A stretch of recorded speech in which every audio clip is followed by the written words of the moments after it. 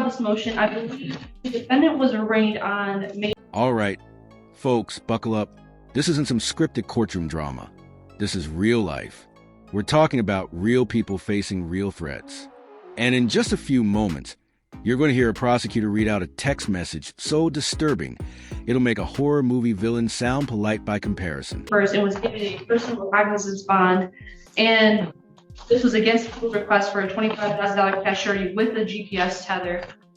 People have serious concerns in this case for particularly the victim's safety, with nothing more than a PR bond in place. In this case, the victim's defendant argument, he called her a fat bitch and pulled out a knife. He was held the knife to her throat while yelling in her face, "If you interrupt me again, I'll snuff you and kill you right here." He was so close to her face while he was yelling this that spit was hitting her face. He said right before he left the car, he stated to her that once he gets his disability check, he's going to buy a .22 caliber gun and shoot her in the head. She's in fear for her life and her mother's, and she also received a text. Pause for a second. This isn't just some petty argument. The prosecutor is laying out a whole list of serious allegations. Death threats, waving around knife, even making plans to buy a gun. And here's the kicker. This guy is out on a personal recognizance bond. That's legal talk for "we trust you to behave." Yeah, right? Which I believe, and for it to be read into its entirety, and it says, "You better for real stay out of my way. Don't text me unless I text you. You take my child's phone away again, I'll dismember your whole body to pieces. No cap. I'm overplaying with you. I will literally just kill you and get my life right. Free healthcare. My daughter's safe with your mom. Keep fucking playing. CUNT. I promise you don't know how real I am." And I have just extreme concerns given that he held a knife to her throat and is threatening on multiple occasions, in this one case, to kill her. And after the arraignment, the victim did send us a screenshot of a text, I believe from March 28th, which was before this case. Pause for a second. This isn't just some petty argument. What the prosecutor is presenting is a chilling list of serious allegations. Repeated death threats, brandishing a knife, and even discussing plans to purchase a gun. And here's the unbelievable part.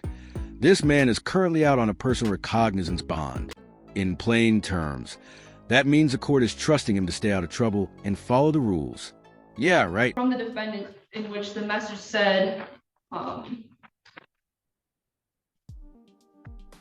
the cops, I don't give a fuck, I'll murder your ass the day I get out." And that was before this case. So I have concerns given that she has finally reached out to police about this defendant's behavior. What could happen to her, given that he's out on a PR bond for this, in which he threatened her life twice. Oh, probably more than twice, I believe. 3 times. Response. Your Honor, I'll be requesting that the court maintain the PR bond with GPS tether. Mr. Clark is currently on a GPS tether. It was addressed that day that one issue, as noted in the prosecution's bond motion, was a concern about a cell phone.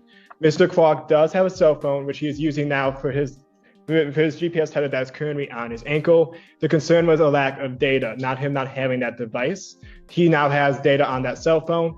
He received that. He had until Monday today, the 5th, to obtain that tether device. However, he did so within 24 hours. He was released from jail on May 1st, 2025 at 3:57 p.m.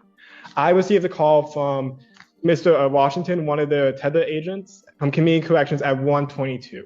So within that small time frame, he was able to obtain data for his cell phone and go to Community Corrections to get a tether. Mr. Clark has also been in contact with social workers, one of whom drove him here today, who are assisting him greatly in obtaining housing, which he is now on a list for those who are chronically unhoused, and hopefully should be able to obtain housing soon, and to be put on a second list as housing vouchers are now being opened again. They've also been assisting him with other matters, such as his health. He is currently suffering from liver failure and has an appointment scheduled for May 9th and one for June 14th, which at that time, his social worker will be also assisting him in getting a hotel. As noted in the emergency bond order by the prosecution, Mr. Clark has successfully been dismissed from probation in the past, showing that he can follow court orders. He does have the money to pay for the time. Now the defense comes in swinging, and the strategy is clear. They're not denying that the threats happened. Instead, they're saying, look, he's on a GPS tether. Sure, he's unhoused, but he's connected with social workers, so everything's under control. It's a classic move. Shift the focus away from the danger and toward a narrative of cooperation. See? He's playing by the rules. He does have transport for the court. And the complaining witness, while acknowledging that this is a serious case, does reside over 30 minutes away by driving. Mr. Clark does currently rely on his social worker for transportation. Again, those, as mentioned, anything mentioned by the prosecution, it's still allegations at this point. We are not here to litigate any of the allegations here today. We are here to address bond. I do not believe there is any change in circumstances that have occurred since his arraignment that I handled last week that would warrant any changing of his bond. He is currently on a GPS tether. The court can know where he is at all times. And I believe that this bond is sufficient to protect community safety and fight. Is the GPS just location tracking? It's location tracking and includes an exclusion zone for the complaining witness's address. So he would not be able to get within a quarter mile of that address.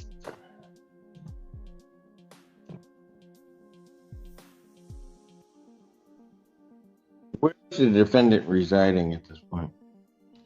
He is currently residing at a camp as he awaits housing. At a camp? Yes, he has a campsite that he resides at. Where's the campsite? Oh, the Miller and Maple Park and Red, sir.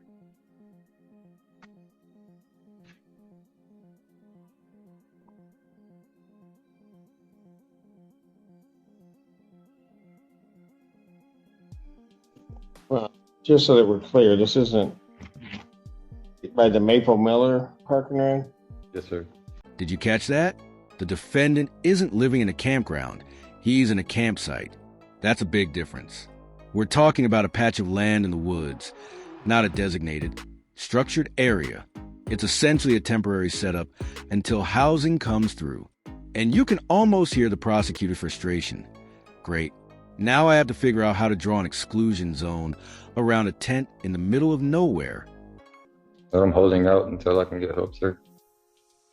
Yes, so she is part of the Pathway Housing Program. I do have a letter from that social worker here if you'd like that, the honor.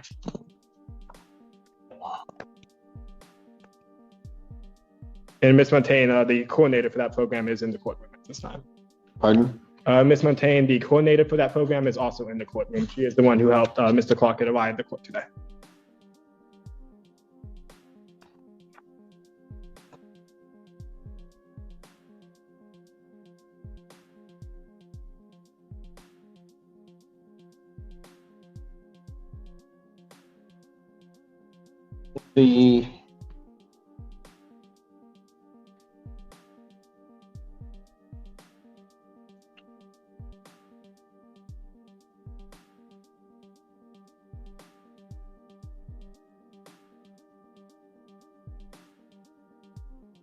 The only address I have is the South Line address. Is that a correct I statement? believe so, Your Honor.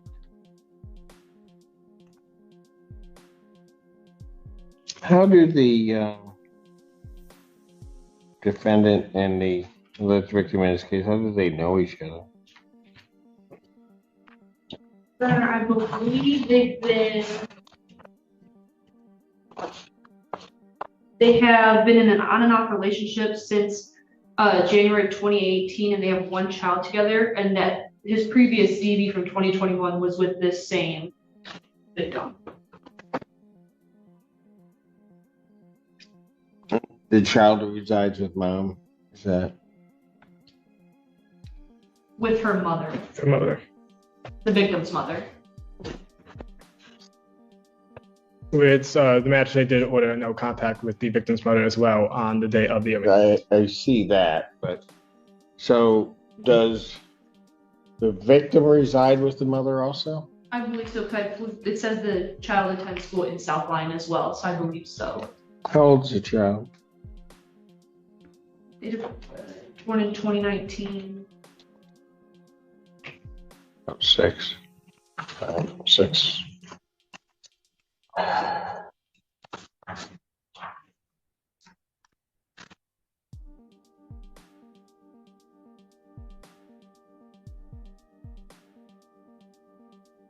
The defendant's not working.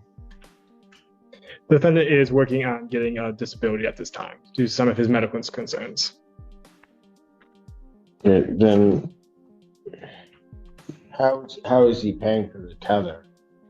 He does have some. He has shared with me he does have some money for the tether. Panhandle and pick up cans and do work for a lady that I know whenever she needs it. She hires me for yard work.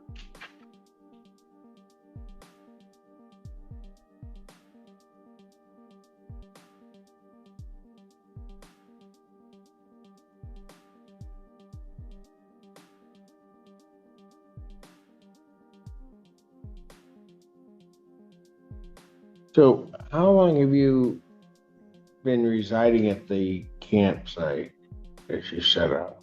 Since last year, sir.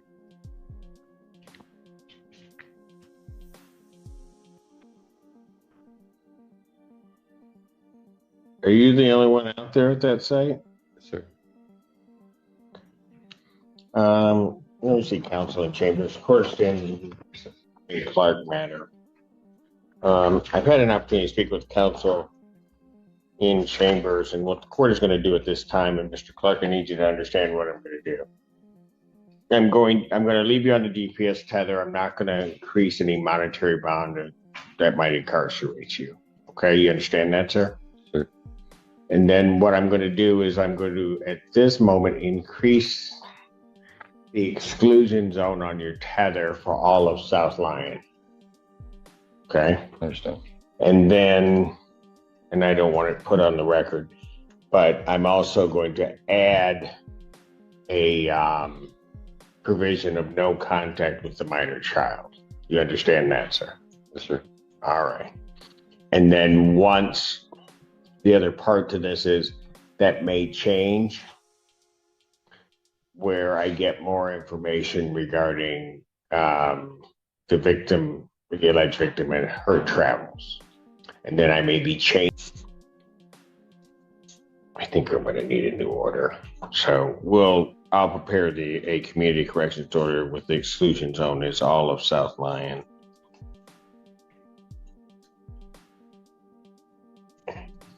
And then Ms. Zenda, if you could provide to the clerks the name, the minor child's name, and then we will be adding that to the no contact.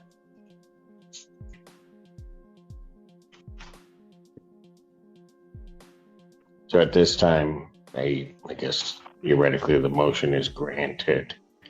The exclusion zone will be extended to all of South Lyon, and I will add the child's name there.